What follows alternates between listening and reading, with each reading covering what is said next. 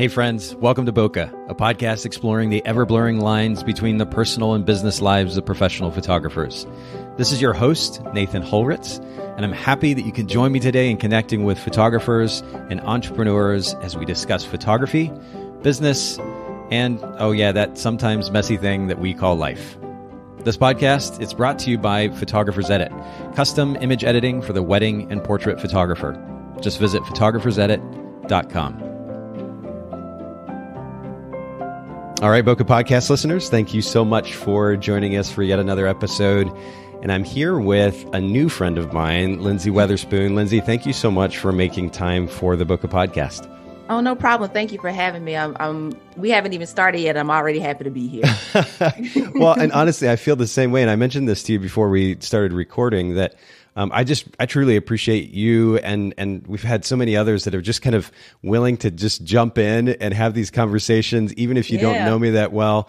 I think ultimately for the benefit of our photography industry, it's really, really wonderful that we get to hear perspectives from all across the industry.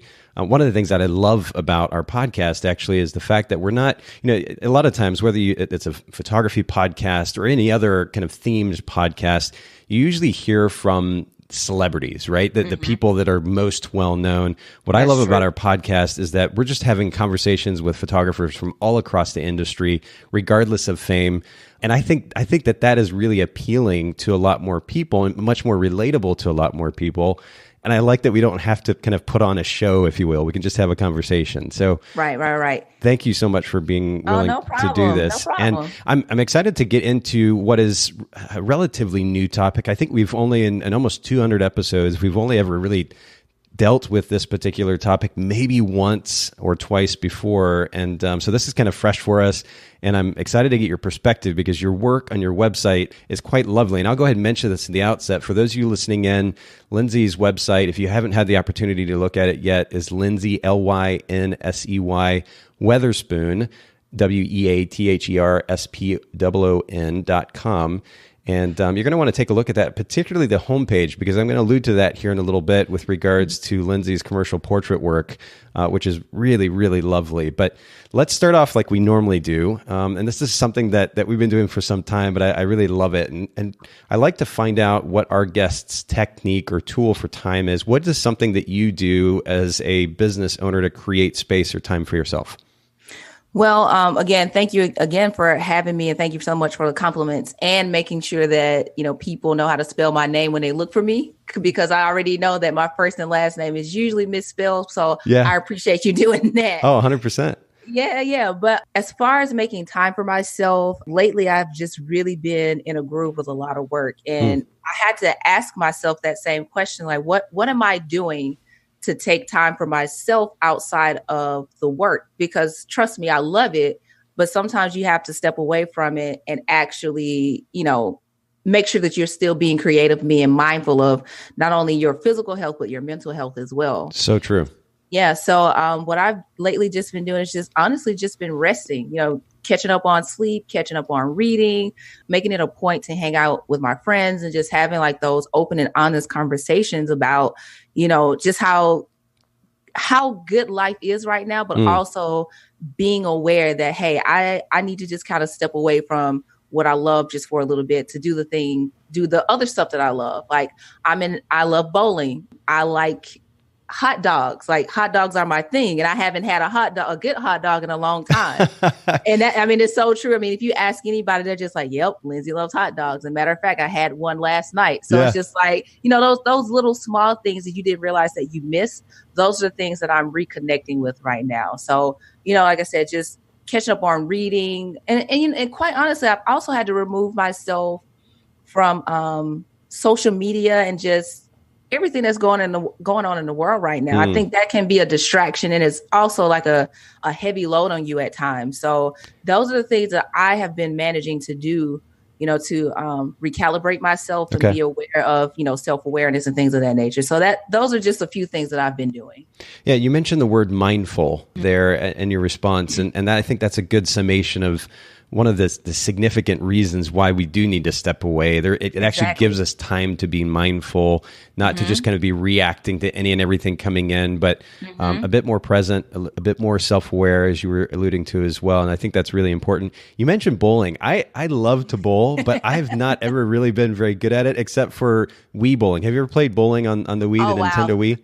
I haven't played Wii. I haven't played bowling on the Wii in such a long time, but I did enjoy it. I mean, just being like the little characters and getting a strike every time. Yeah. There's something about I own my own ball and shoes. That's just how much I love bowling. Okay. And so I've been bowling since they didn't make shoes for kids. Like I was bowling in my socks. That's how long I've been bowling. Wow. Yeah, it's been a very long time. So I don't know. It's just something about putting on my shoes, going to the bowling alley, having the ball in my hand and improving my strikes and everything like that. But I haven't done it in so long that it'll probably feel like I'm trying to ride a bike again. But I love it so much. I like to see how my curve game. Yes. The ball just kind of curves and I get that strike and I get that happy feeling. I don't know. Maybe it's something about knocking things down. I don't know. Who knows? Okay, but I'm really curious about this because on the Wii, I can create this wonderful spin and get a beautiful strike, but I pretty much don't have the first clue what I'm doing and how to create a beautiful curve when I'm actually bowling with a real ball. In real life. Yeah. Okay. So I know this is totally like off the cuff, but do you have at least one tip you can share with our listeners as to how to get a little bit of spin when they go bowling? Well, I mean, from an amateur's take, I usually know which way the ball is going to land once I let go. So I usually stand to the far left of the lane. Okay.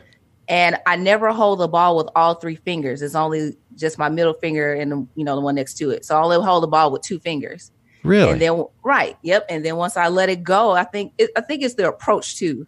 When you have your two fingers in the ball and then you let it go, you have to flip your wrist, and the ball would naturally curve the way that you actually throw it. Interesting. That's just me. I don't know about anybody else, but that's what works for me. Okay, well that's awesome. That Bowling Tips 101 here on the Boca Podcast, presented by Lynsey. That's awesome. Well, you mentioned spending time with friends, which is really wonderful. The other thing you mentioned too, which I love, is having real and honest conversation with friends. Yes. At too many surface level conversations happening in this day and age, whether it's on social media or in person, it's almost exhausting at times. And I know that everybody has their comfort level. My tendency is to want to go deep right away. Right. And I have to remember, okay, it's not like, it's nothing personal that they don't want to do the same thing. But besides spending time with friends and bowling, anything else in particular that you like to do with your free time? I like to watch a lot of YouTube videos. Yeah. I love to watch TV. And I think it's more of a recent love, because I've never been the one, that type of person like, hey, let's sit down and look at the schedule to see what's on TV. I've never been that type of person.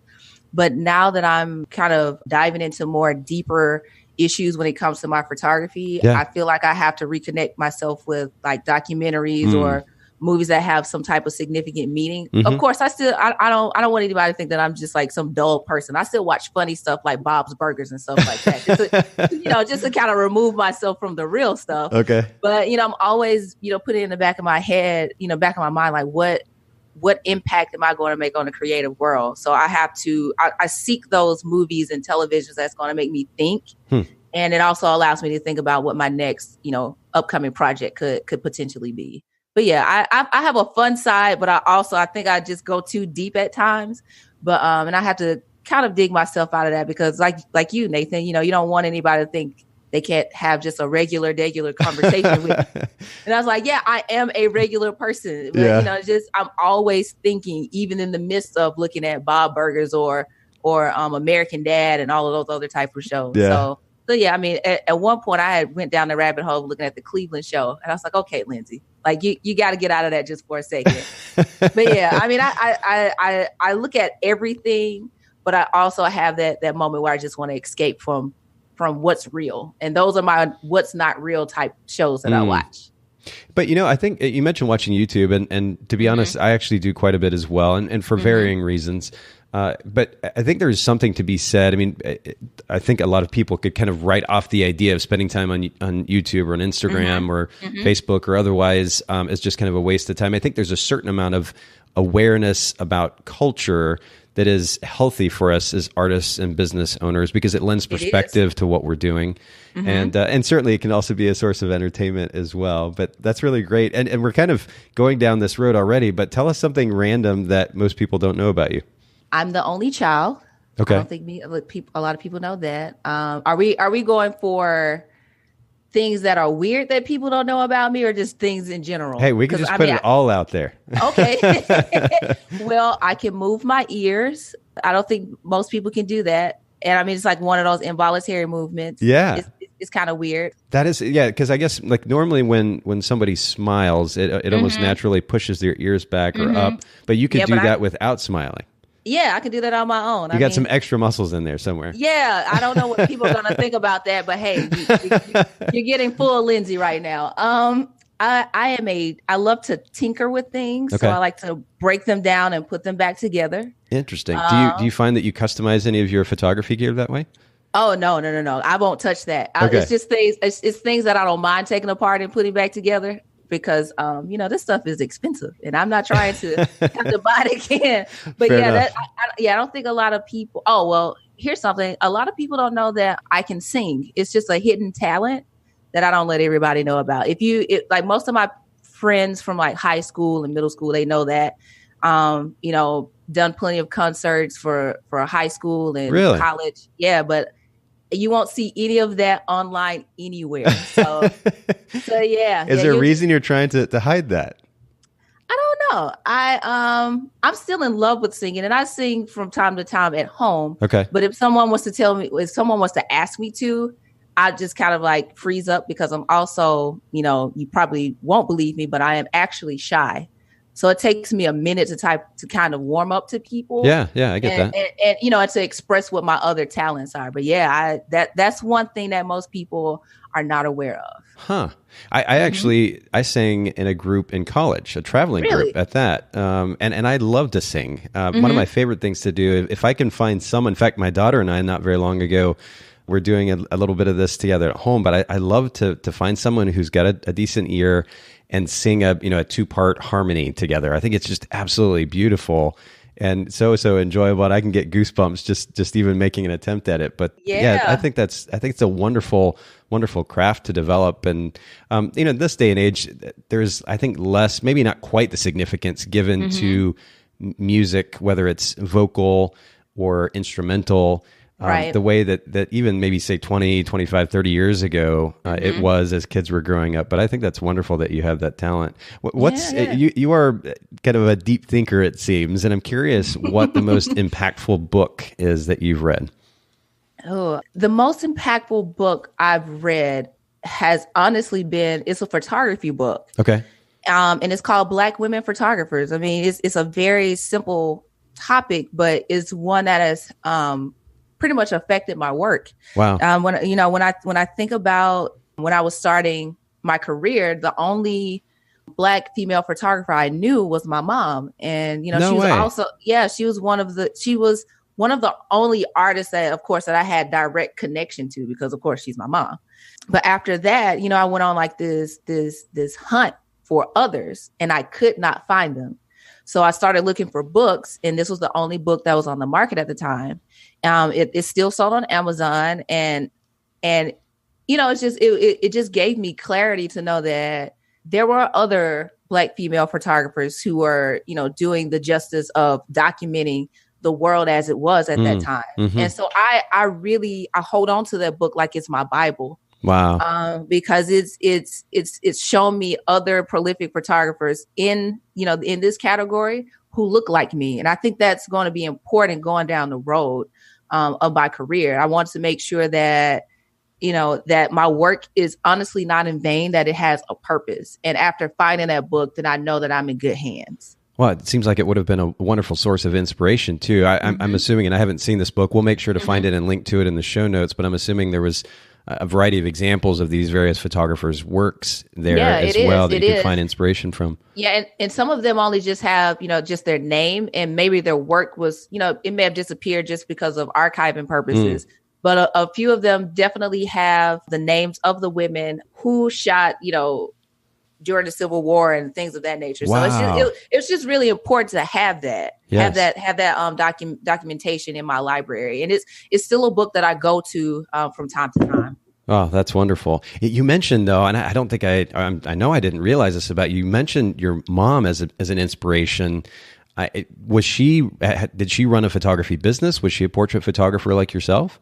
No, my mom was more of the artsy fartsy type. Okay.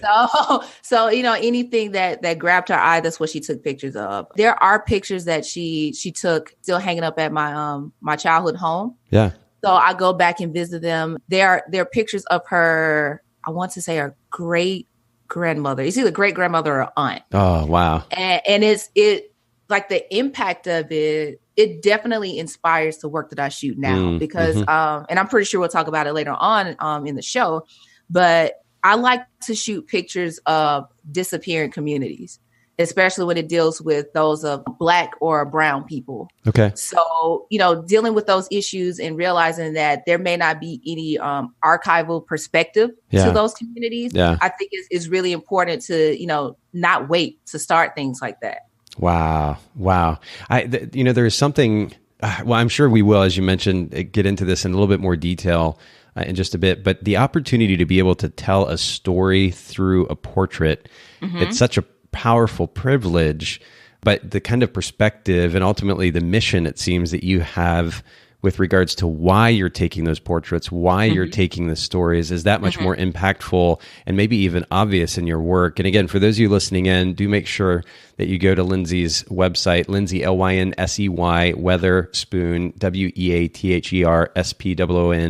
WeatherSpoon.com and take a look at her work. And I think you might see what I'm referring to here. We're going to get into some of the details about how you create that work here in just a little bit, but I'd love to hear a bit more about how you even got started in photography in the first place and maybe a bit about how long you've been in business as a photographer as well. Yeah. As I said, my mom was a photographer and, just a all around artist, and she could paint, she could draw, she could do pretty much everything, but I just stuck to photography because I knew that was the one I had the most patience for. So, I've been around photography for quite some time, but I didn't start my business until 2008. So I've been in business for 10 years now. Wow. Congratulations. That's huge. Thank you. I was once told if I could make it to the 5-year mark, then I'm good. Yeah. So. And you doubled that. Yeah. So I'm very grateful to be where I am right, That's today. Awesome. Yeah. Thank you. So I started shooting, just family portraits and weddings, as most do in their career. And then I was introduced to commercial and advertising photography through a friend who was a graphic designer. And he put me in touch with an advertising agency who was pretty much having like their annual ad agency celebration event. Okay. And that put me in touch with some creative directors, some art directors. And I eventually found a mentor out of that whole process. And I would show him my portfolio. He'll tell me, these are good. This is the direction you should take with your work. So I always kept that advice in the back of my head because I knew that I honestly did not want to be a wedding photographer for long. I enjoyed it for what it was. It allowed me to document and, kind of practice. But I knew that I wanted to do a different type of assignment every time that I was hired. And, this is, nothing against any wedding photographers who may be listening to this, but I know myself. And then when you know yourself, you do better. So I decided to transition from doing weddings and, primarily weddings and family portraits to focusing on the editorial, commercial, and portrait world. So that's my career in a nutshell. Thankfully, I've had the opportunity to shoot for the likes of the New York Times, NPR, The Intercept, Phillips, and a few more other clients that I did not know were even watching me at the time. So it's just been a privilege to be in this photography world. Wow. You made a statement there that I think is quite impactful, and it's something that we've talked a little bit about here on the podcast before as well, but the significance of knowing yourself and how much more effective you can be in business. And I think too, there's less a chance of burnout when you know who you are, what your tendencies are. You learn to capitalize on those. And then as a result, you don't get burnt out so fast doing what you do as a profession. I think that's really important too. I'm honestly, I'm a bit envious of you. I shot weddings for about 10 years, but the opportunity to do something like you do, and again, for those of you listening in, we're going to kind of get into the nitty gritty of how Lynsey goes about her portrait sessions here in just a second. But the opportunity to sit down with, engage with, get to know someone, and then photograph them in order to capture their story, I think is just it's a beautiful idea to me. And I'm curious to get into how you go about that process. We'll do that in a second. But through this process now, I mean, you've been in business for 10 years, which is way, way, way more than most photographers who get started can say. Yeah. What's the toughest lesson that you've learned so far as a business owner? The toughest lesson I've learned is you're going to have a year where nothing happens. And I've talked to several photographers, and it's a sobering feeling to know that you're not alone in that thought or in that experience. What I mean by that is that there was one year where I probably had like 2 handfuls of work, and that's not a lot. It wasn't a lot to sustain, my current lifestyle, where I live, what I do, the type of things I like to buy for myself, quite honestly, and it felt like I wasn't supposed to be doing this. And, once you get over that hump and realize that that's just your test at the moment, then you'll appreciate where you are, forever and ever. And like I said, this is 10 years, and I am definitely not an overnight success. This is 10 years of hard work, grinding it out, tears, heartache, being pushed away, not getting the job, not feeling like I deserved, certain things, but here I am. And when you can survive that heartache, then you're walking in your purpose. That's how I truly feel about any photographer or any creative's journey. It's hard. I'm not going to lie. It's been hard. And I can honestly say that if I didn't have people who are looking out for me or for other photographers that I could have like those candid conversations with, I don't know where I would be. And I think it would be helpful if I had to offer some advice at this very moment, is to just make sure that you connect with photographers who are in a space that you want to be in. Yeah. Yeah. And it's super critical, because if I was to talk to a photographer who's where I am right now, it wouldn't make sense.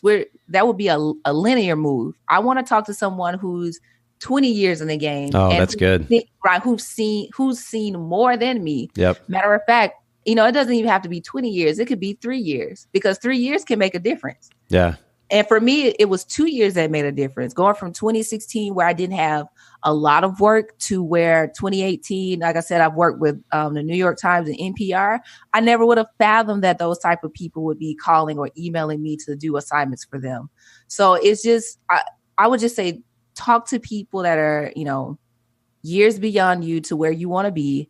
And also just stay with your work. Find out who you are within your work. So that would be the 2 pieces of advice that I would give photographers right now. Wow. That's wonderful. And I love that allusion to the linear move versus something that is way beyond you, right? It's right. It is easy to associate with those who are very much like us, and it helps us kind of feel comfortable in the moment, but pushing ourselves by finding kind of that North Star, something to work toward, to grow toward, I think is really, really important. And I love that advice. Let's shift just a little bit. And I think our listeners have probably kind of gathered what this might be already, but tell us what your photography business's brand position is. I know that commercial photographers, this is actually an assumption, but you see how wide-ranging the wedding and portrait photography industry is, and how many there are. Some that are kind of up-and-coming professional photographers, some that are part-time, full-time, et cetera. It seems as though commercial portrait work is something a little bit more niche, but it's still going to be a relatively crowded space in that there are other photographers trying to do the same thing. So how do you set yourself apart from other commercial portrait and editorial photographers? What I generally try to do when setting myself apart is making sure that my portraits as we've just talked about, has a storyline behind it. And it's not that everyone will, but you can make an assumption that there's a story behind the image. And I do that by presenting my personal projects rather than the work that I've been commissioned for. So when I'm, I guess, quote unquote, selling myself, I don't show what people have hired me for. I show what I want to shoot. So, you know, having that personal vision behind what you want to shoot will allow people to know what to hire you for. And commercial portraits, you know, it could be in the realm of headshots. It could be in the realm of, you know, super small or large ad campaigns. But I usually try to set myself aside by, you know, allowing the client to feel as if there's a story behind any image that I shoot. So naturally a storyteller as far as my branding position goes. Yeah, I see this tagline, and not on your website. I'm just thinking about this as you're talking there, commercial portraits that tell a story. Because your average so-called commercial portrait, I mean, the thing that comes to mind is what you said a second ago, a headshot, right? This very formal-looking headshot with just so lighting and somebody in a suit or in a fancy dress or whatever it might be. Right. And it looks just the same as every other headshot, it seems. And when I get to the homepage of your website, I see such a beautiful variety of shots with where you're actually capitalizing on the background to complement the subject to tell that story that you're talking about. And I think that's huge. And it definitely sets your work apart. I really, really love that. Let's yet again shift, and because we're going to get back to how you go about telling that story here in a second. Oh, yeah, cool. But let's yet again shift in a different direction and get to kind of a little bit of a nerdy question on my part. But I'm curious, what is in your gear bag? What's a favorite camera body or lens or camera bag or some other accessory that you like to use on a regular basis? Do we have time to talk about all that? Because that's why I stay on YouTube. I've been following, you know, this month is Photokina. Yes. So I've been looking at all of the technology that's been being displayed and being introduced. But for me right now, my favorite setup, no matter what, would be my Canon 5D Mark IV. Okay. And my 24-70 f2.8. Yes. No matter where I'm going, that is my setup. And it's my run and gun setup, because most times in most situations, especially when it comes to editorial stories, I don't have time to change my gear. So I have to use, you know, I'm a big proponent of zoom lens. So if I can't use my feet, the lens will do it. Yeah. Most of the time people will see me, depending on the assignment, with that setup and my Mark III and 70-200. So those are like my two primary go-tos when I'm shooting. Yeah, that 24-70 has to be the most versatile lens, and it's so beautiful, especially in a full frame camera with the bokeh that you get and the flexibility of those focal ranges. That's really, really great. Yeah. And most of the pictures that you see on the homepage in the portrait section of my website has been shot with a 24-70. Okay. I don't know. It's just for me. It's fun to kind of move in and out and see those varying angles without having to, move my feet. Yeah. A lot of times I'm not able to. And then I like to catch people when they're off guard. So that 24-70 allows me to do that. Well, and especially if you're photographing in the various environments which surround these subjects, you probably do need a little bit more flexibility than just to go in there with a fixed lens. Yeah, generally do. And I'm curious too, you're talking about watching all the latest news about gear coming out of Photokina. Are you going to make the move to mirrorless?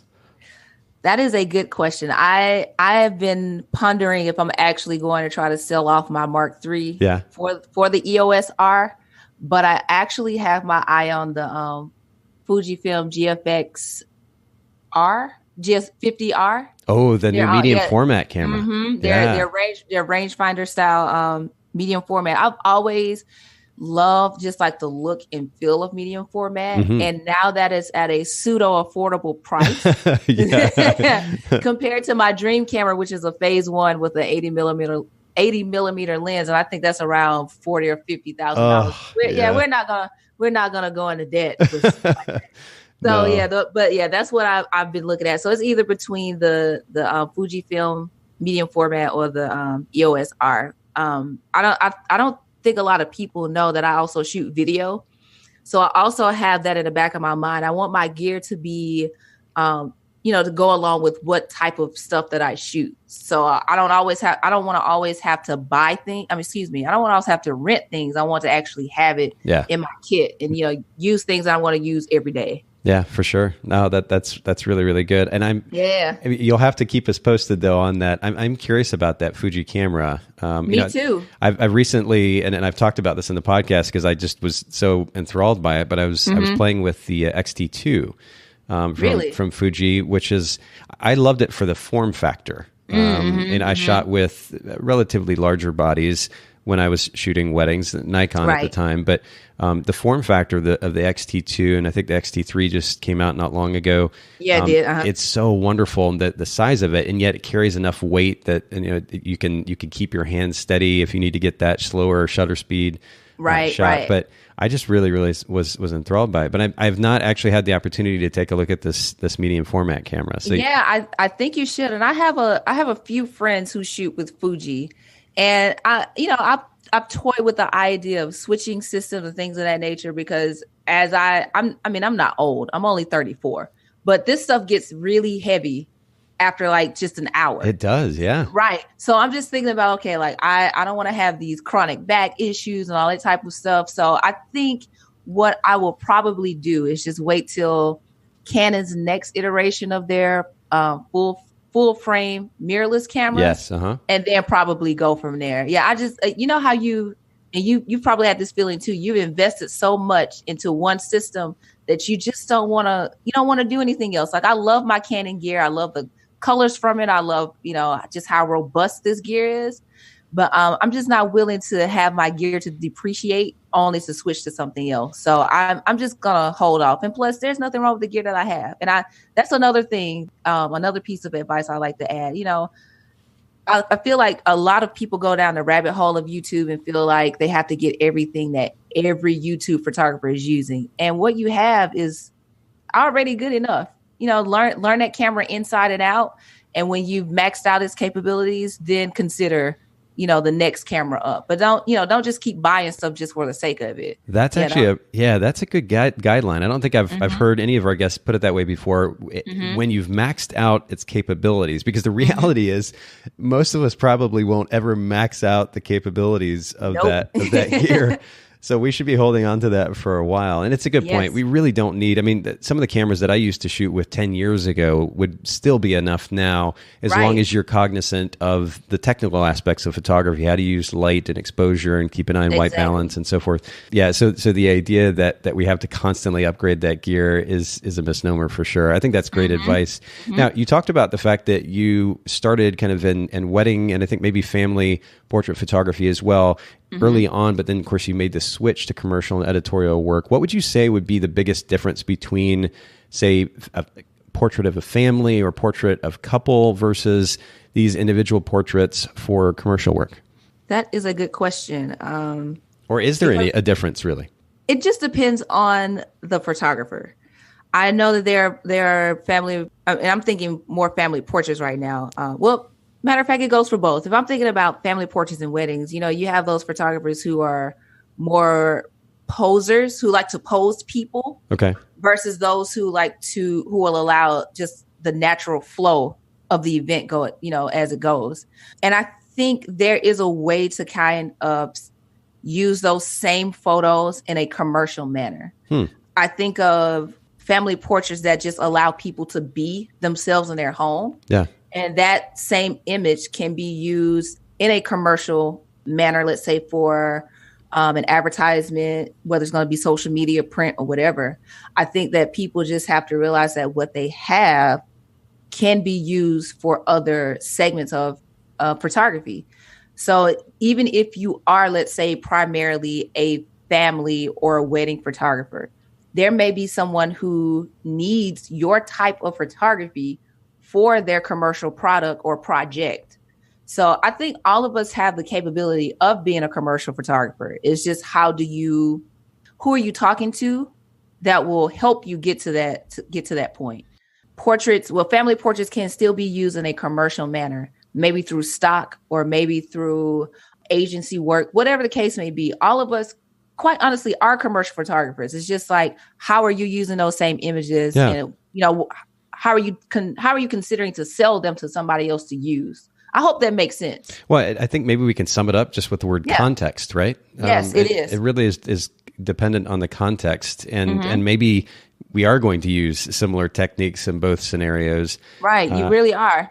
I mean, just think about a family portrait photographer who uses like a documentary eye to their work. I don't know. For some reason, I'm just thinking about like a Band-Aids campaign. You could still use that same image somewhere else. It doesn't always have to live out to be like this one stagnant family photo.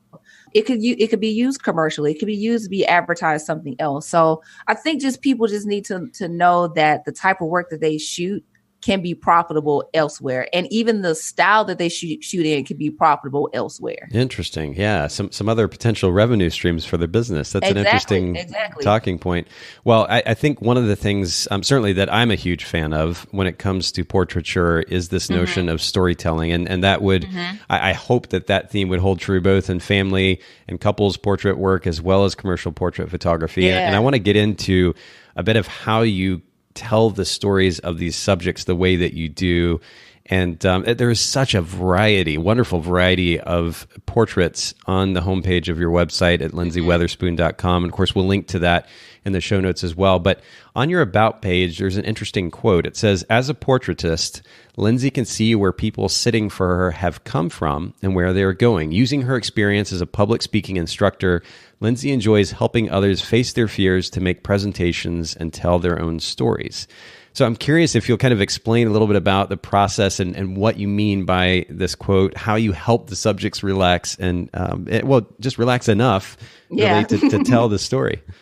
As you all have heard, I am a former public speaking instructor. I taught at several colleges, and until, that was that's another life that I lived and enjoyed it. And in the midst of, me teaching, I also had to learn a lot of things about myself and how I would calm my students down before they gave their speech.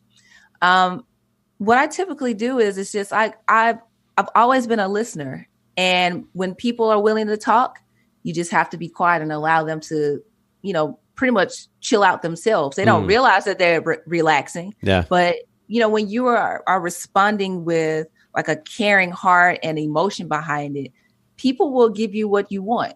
And what I mean by that is that they will express their emotions in the photos as long as you are reacting to them the way that they want. So I typically go in with a mind of, okay, let me kind of research a little bit about you. And then once I do that, I have my little small talk, and then I kind of bring in layers of things about them that I found out. And then we just kind of go from there. I feel like when people realize that you care, then that's when they become more responsive to you with a camera.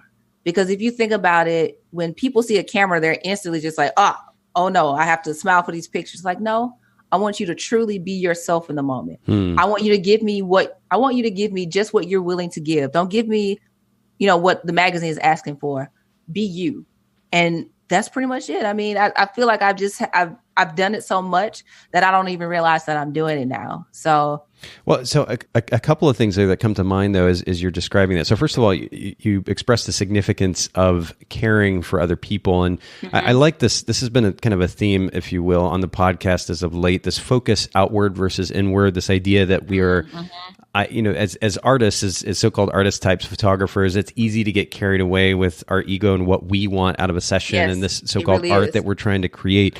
When we go in with the goal, especially when trying to create a portrait that tells a story, with the goal of creating a comfortable environment in which this subject can feel like it's okay to be themselves. Yes, it's okay to be vulnerable. It's okay to say, I don't like taking these pictures. And then I usually tell them, well, you're going to love them when we take them. And, that gets a laugh out of them. I just think that when you go into a situation where you haven't done it as often, like we as photographers are usually not in front of the camera as much. So it's kind of like, oh, well, you can be yourself, but just like, wait a minute. I'm not in front of the camera all of the time. So how can I tell somebody else to be themselves when I don't even know how to be myself in front of the camera? So it's also making sure that you have those shared experiences with that person. And like I said, just be open and honest about just be yourself in front of those same subjects. And that would allow them to do and be the same. Yeah, well, and that's an interesting point to make too, because it requires at least a little bit of self-confidence too, right? It does. It does. You have to be vulnerable, and that vulnerability requires a certain comfort level and security in yourself. And so we talked about this idea of self-awareness earlier, and I think it's important that we do know ourselves and are comfortable in ourselves, because that can translate to the quality of our work. But then again, to this point about caring for other people, genuinely creating an environment of kindness and concern and care for that person, they will feel that will help them open up and relax. And I think that's a really, really incredible point for all of our listeners to ponder when it comes to creating portrait work. One of the things you said, though, it caught my attention. I'm curious to dig into this and maybe play a little bit of devil's advocate. You said that you asked them to kind of just be themselves, or whoever they would be or want to be. It seems like for those who aren't comfortable in front of the camera, if you just say, hey, be yourself, they're going to be like, well, what does that mean? I don't know what that looks like. How do you kind of guide them through that? What does that conversation look like? Quite honestly, it is a conversation. And as we're talking, I'm taking pictures of that person. Okay. So my go-to is if you don't know how to be yourself, well, let's talk it out. But at the same time, I'm also going to put this camera up when I feel like we're at a comfortable point. Oh, interesting. So I think you just have to, not only warm that person up, but really talk to them if you have time. I know some of the stories I've done, I only have about 10, maybe 5 minutes with a person. But in that midst of time, we may be talking about something that's in their desk. We may be talking about their family. We may be talking about, what the story is about that I'm actually shooting. So it gets I feel like I usually get the natural reaction of someone. I haven't had anyone to tell me that I've taken a bad picture of them. I think what helps me is when people come back and say, I really appreciate you taking time to talk to me before you start taking the pictures, because, I came in nervous, but you made me calm down, and I appreciate that. Wow. And that's what I love about what I do. I mean, I would want someone to do what I do with other people, like, kind of warm me up before you start something, Yeah. Make me feel good about this experience, because this is first for me. So, I just want to make people feel comfortable, and my way of making them feel comfortable is just talking to them, because I feel like some photographers may go into a situation where they're just setting up their light, take the picture, and like, okay, well, you'll have them later. Just like, well, what was the point of you going there if you didn't want to learn about that person? And it's not on a level of what can you do to help me? Like, I want you to enjoy this experience, because you may not have this again. Who's going to be in a magazine often? And I want you to enjoy the time that we're having at that time. Yeah.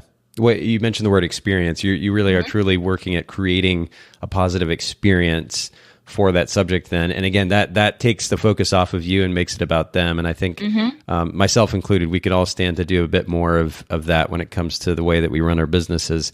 I'm noticing in on the homepage that I keep alluding to, because it does have such a wonderful variety of portraiture there. But the lighting is also well, I should just say there's quite a variety of lighting styles. Most of it is quite subtle and soft and natural, which is really, really wonderful. I love the fact that it's not cookie cutter, kind of like we talked about earlier. Most corporate headshots, you're just getting the same lighting every single time. Talk to us a little bit about the way that you approach lighting. Number one, just from a kind of a philosophical standpoint, why you would handle lighting one way in one situation and not in the other. And then maybe a little bit about the gear that you're using to create those portraits. Yeah. So when I am going into most of my portrait sessions, as I said, I usually have a feel for who the person is before I actually shoot them. I am definitely a person that will depend on one light versus many. So a lot of the photos that are on my homepage under the portrait section have all been shot with one light. It's very few of them that's been shot with 2 or 3. And I try to keep a minimally intrusive set so we don't just get hung up on what the lighting looks like. I'm more about the personality. The lighting does fit the personality. I have more of a softer approach, because I don't necessarily know just why I have a softer approach, but it's one of the tools that I prefer to use. Okay. I don't like harsh light on anyone. And to me, harsh light reads bad. And everybody doesn't need that type of style of lighting unless, is needed for the purpose of telling the story. Okay. But yeah, I like to see the softer and genuine side of a person. So that's why most of the photos on my site are very subtle. You may see some where it's right in front of you, but a lot of it I want to be as inconspicuous as possible. Yeah, yeah. Let the person shine, not the lighting. Oh, I like that. I think we can make a T-shirt out of that or something. That's pretty good. So you talked about using one light. Do you mind sharing what light you're using? Sure. I use the Interfit S1s. So they're similar to ProPhoto B1s, but a whole lot cheaper. Nice. Okay. So I really love the Interfit brand. This is not a sponsored ad at the moment, but I love their brand because when I started shooting, I was using Bowens. Okay. And so, the Bowens mount is pretty popular, and that's what Interfit uses. So all of my Bowens gear can now be used on my Interfit gear. Nice. So that was like the main purpose for me buying into their system. But they're battery operated, portable, wireless lighting. I like to use a lot of soft lighters, like Photex soft lighters, along with Interfit's deep white umbrellas. So that's where the soft lighting comes from. So that's why you don't see any specular highlights or any silver lighting on anything that's like too hard and too prickly for my needs. So I really like to go in with a soft approach by using those Interfit deep white umbrellas. So that's just my preferred tools, along with C-stands. C-stands have been my best friend for the past couple of years. Okay. But much more sturdy than your regular light stands. Yeah. But yeah, so I typically like to boom my lights and I don't usually bounce it off of anything. It usually just goes straight onto the person. So that's the approach that I take when it comes to lighting. Oh, I love the simplicity of that. You mentioned that they're battery powered, so now you don't have to carry the battery pack around. The setup is that much simpler. I like that too. And Interfit, is it just like it sounds? The spelling? Interfit. Okay, perfect. Well, we'll link to that brand then in the show notes. For those of you listening in, if you haven't had the opportunity to visit the show notes yet, make sure that you do. You listen to these episodes. Haley is putting together show notes to go along with these episodes. And so when I refer to that, all you have to do is go to Bokeh Podcast, BOKEH podcast.com, and you can see the show notes associated with each of the episodes that you're listening to, the resources, the links. In this case, Interfit, we'll make sure to link to them as well. And I appreciate you sharing that with us, Lynsey. Oh, no problem. We've talked a little bit about the psychology behind how you approach the shoot, which is really, really wonderful. I'm fascinated by psychology anyway. You talked a little bit about the lighting. Something that you mentioned to me before we started recording was the approach that you take to research when it comes to photographing a subject. Will you comment a little bit on that and the significance that carries when it comes to telling the story of the subject? I like to think that every photographer, of course, we're all going to tell a different side of the story. And I typically typically do research, whether it's going to be looking for photos of the person I have to shoot, or maybe looking for articles that the person has written or articles that have been written about them. I try my best to not recreate any photos that anybody else has taken. And I think that's important because if we start relying on other photographers, then why do we call ourselves creatives? So I make myself work a little bit harder to get a different picture or a different story than someone else does. So that's the type of research that I usually do. Now, sometimes I honestly don't, because the shoots they're pretty much run and gun. You already know that you're going to go in, take a picture of this client, and then leave. So sometimes that storytelling element may be far removed from the shoot. But if it's something more on the editorial side of the world, then I take my time to at least, find a little bit of information about that person to where we can have an instant connection while we're shooting.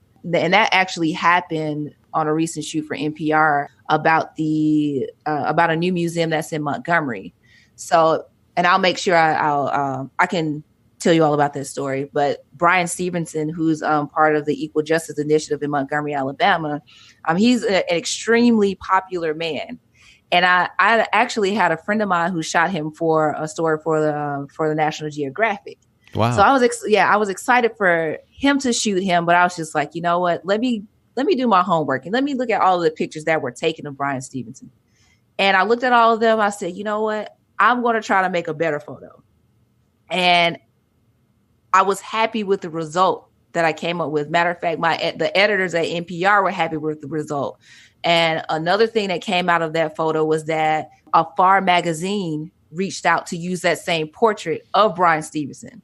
So that's what I'm saying as far as like making sure that you use your own creative eye to shoot the someone that has been shot many, many, many times. Like use your own creative initiative and your own creative eye to make what you want to create. Again, what I find important is not only get what the client wants, but get what you want for your own portfolio. Most people are going to pay attention to what you love to shoot versus what they ask you to do. And that's going to be crucial to anyone's career who wants to kind of shift from shooting primarily weddings or whatever else that you shoot to move into the commercial and editorial side of the world. So just be mindful of what your creativity looks like compared to somebody else. And also don't compare yourself to anybody else. Like you are you, and what you create is you are the only one that's going to create it that way. So just be yourself when it comes to being that photographer. Well, this is really, really important conversation for multiple reasons. I mean, certainly we need to avoid this tendency to compare ourselves on multiple levels, because it's easy to get bogged down in that. But it is something that you mentioned to me before we started recording when you were talking about this idea of research is that you said that you would focus on the text description or what you were actually reading about this person versus, as you mentioned, looking at other images of this person, because it gives you the opportunity to almost develop a certain level of imagination in conjunction with this person, this personality, their story, and come up with your own ideas about how you might photograph them versus, even if we say, hey, we're not going to quote copy or quote take inspiration from somebody else's work, it's hard for our brains to forget what we then see. If we end up looking up pictures or other portraits of this particular subject, even if it's kind of subconscious in nature, it might be a little bit difficult to remove ourselves from style of portraiture. But if we're focusing on the story that we've read, then we can create our own imagery in our minds that we can then translate to our work in person. And I think that's a really wonderful approach and a good reminder for all of our listeners. Yeah, and it also provides not only that imagination, but what angle, like the literal angle, do I want to shoot them? Do I want to shoot them from above? Do I want to shoot them from below to the side? Do I want to have a straightforward portrait? Those things are also rolling in my mind too. Like, do I want to show the environment that person is sitting in? Do I want to just, keep it strictly as a headshot of them, like a very impactful headshot? A lot of things run through my head when it comes to different portraits. So yeah, I mean, that the storyline about whatever subject that I'm shooting matters most, rather than the pictures that were, previously shot of them. So I try to use my brain as much as I can without having someone to tell me how to do it. And in addition to reading about them ahead of time, you mentioned the significance of conversation to help them feel comfortable, but do you also use that to pull a little bit of their story out and translate that to your work as well? I do. And for the story that I was just telling you about, I actually mentioned my friend's name who had shot him previously, and Bryan remembered it. So that helped us have a connection while we were doing our shoot. So, those little things, when you pay attention to a person and, all of the, not only the accolades, but the small stuff that people may not even talk about or notice. Yes. You never realize that those things matter most than what they talk about all of the time. Like, oh, you actually took time to find out other things about me. Yeah. And, that's that human component. If someone was to come up to me and they are having a photo shoot with me and they were like, oh, we know there's this good hot dog spot across the street. I'm like, oh, so we gotta finish taking these pictures so I can have it. Those type of things. Those small things really matter. And, it makes you feel like you are important to them at that time. As a person, as a human being. Exactly, right? Exactly. And even if it's for a short amount of time, you made me feel good in that moment. So that's what I want to do. And that's what I try to do, attempt to do with all of the shoots that I have to do. That's wonderful. And that's a wonderful way to conclude our conversation too. And just as kind of a side note to that, if any of you listening have not read the book, How to Win Friends and Influence People. My favorite book. Favorite book. It's such a great book, especially with regards to how we engage with others. And of course, this naturally carries over to the portrait and wedding photography work, for that matter, that we do. The way that we engage with others is going to translate largely to the imagery itself. That's so important to keep in mind. This has been a wonderful conversation, Lynsey. I can't thank you enough. Can you just share one more time where listeners can find you online as well as on social media? Yeah, you can find me on my website. It's Lynsey, Lynsey, Weatherspoon, WeatherSpoon.com. And you can find me on Facebook, Instagram, and Twitter as LN Weatherspoon, Weatherspoon. I made sure I had the same name on all social media accounts, so it'd be easier to find me. Oh, and one more thing, you can find me on YouTube as well. So make sure you hit that subscribe button. Look for Lynsey Weatherspoon. I talk about how to improve your photography. I also talk about tech and things of that nature on my YouTube channel. Okay, cool. Well, we'll link to all of these in the show notes at bokehpodcast.com. For those of you listening in, make sure you do visit the show notes, take advantage of all the resources there. And make sure you listen, of course, continue to listen to the episodes that we put out. But Lynsey, thank you so much for making time for the Bokeh Podcast today.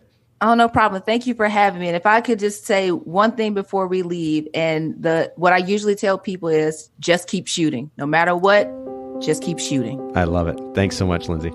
Thank you. Thanks so much for listening to the Bokeh Podcast today.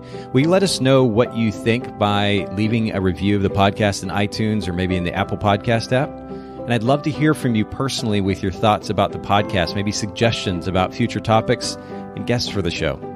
My direct email is nathan@photographersedit.com. The Bokeh Podcast is brought to you by Photographers Edit, custom image editing for the wedding and portrait photographer. Just visit photographersedit.com.